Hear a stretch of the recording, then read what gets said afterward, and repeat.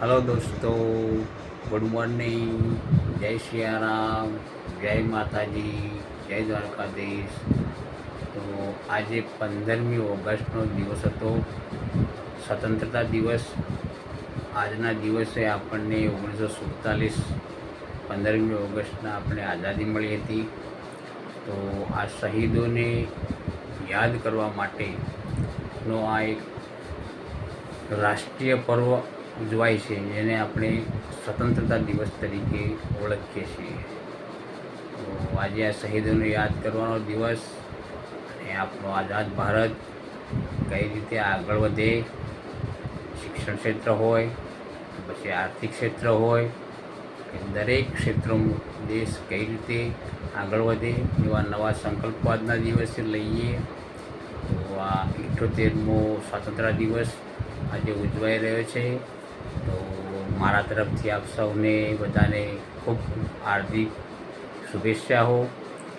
આપ લોકો હંમેશા આગળ વધો એવી શુભકામનાઓ।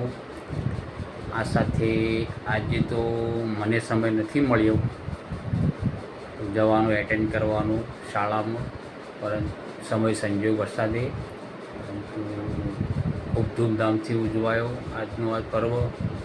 અને આ પર્વ નિમિત્તે અમારા શિવમભાઈ પણ અમદાવાદ હતા, તે એમને પણ ફોટા મોકલ્યા કે પપ્પા મને મારા ફોટા પણ એડ કરજો વિડીયોમાં। તો ત્યાંથી પછી હું સવારે વહેલા ખેતરે જવા નીકળ્યો। તો બંદરોનું ટોળું એક આવેલું હતું, તો એ બંદરોની ટોળકીને પણ થોડો નાસ્તો આપવાનું વિચાર્યું। તો હું તમને આગળ બતાવીશ એ પણ। ચાલો મિત્રો, બન્યા રહો બ્લોગમાં।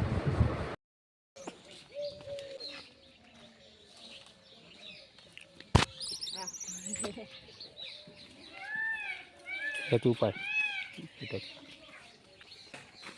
બરોબર, પેલો ફેસ બંધ કરવો ઓલા।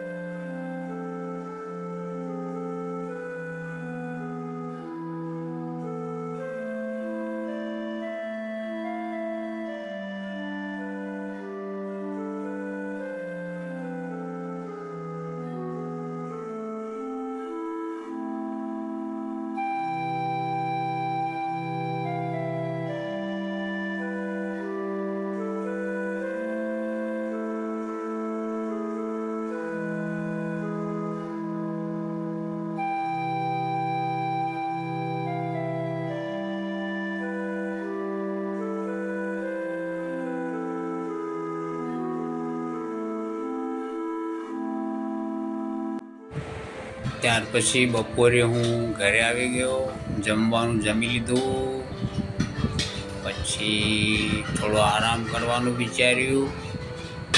તો અમારા ભાઉબેન કચરો વાળી રહ્યા છે, અમારા ઘરનો બેઠક રૂમ છે। આ શિવમભાઈના ફોટા જોઈ લો, 78મો સ્વતંત્ર દિવસ ઉજવ્યો એના એમને ફોટા મને સેન્ડ કર્યા હતા। આરામ કરવા ખાટલા પર આડો પડ્યો, તો એ વાકમાં નાનાભાઈ ઘરે આવેલા હતા, તો સાથે બાને પણ લેતા આવ્યા। અહીંયા બા આવી ગયા। અહીંયા આપ જોઈ શકો છો મિત્રો।